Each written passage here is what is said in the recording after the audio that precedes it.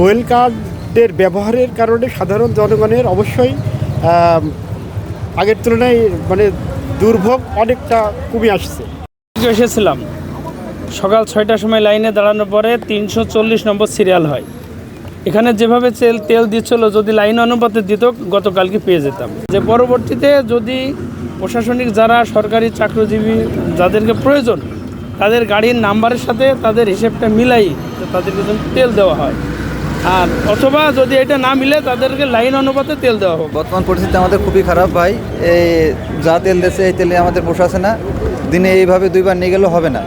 যা পরিস্থিতি আমাদের পান খরচে পানি দিতে হয়, ধানের সেচ দিয়ে দেওয়ার লাগে, ভুট্টা আছে, ঠিক আছে, আর বিভিন্ন আবাদ সাবাদ লাগে। আপনার বর্তমানে এখন এই ধানের চারা ওইগুলো পানি টানি দেওয়ার লাগে। সব আমাদের এই মেশিনই ভালো হয় আর কি, ঠিক আছে। ওই কারণে এই তেলে আপনার আমাদের পোষায় না। আমি ভোর 5টার সময় আসছি, বুঝছেন, আইসি লাইনে দাঁড়িয়ে তেল নিলাম। আপনার 500 টাকা করে তেল দিচ্ছে, বুঝছেন।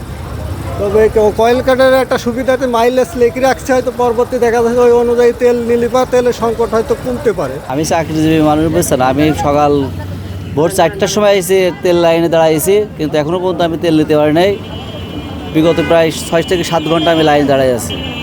তো আমার একটাই আবেদন প্রধানমন্ত্রীর কাছে, যে আপনি যে ফুয়েল কার্ডে যে নির্দেশনা দিয়েছেন, এই নির্দেশনা যদি সবাই ফলো করে, এইটা আপনি অবশ্যই দেখবেন। আমরা যে বৃষ্টির ভিতরে 3 থেকে 3.5 ঘন্টা লাইনে দাঁড়িয়ে তেল নিচ্ছি, এতে করে আমাদের প্রচুর ভোগান্তি হচ্ছে।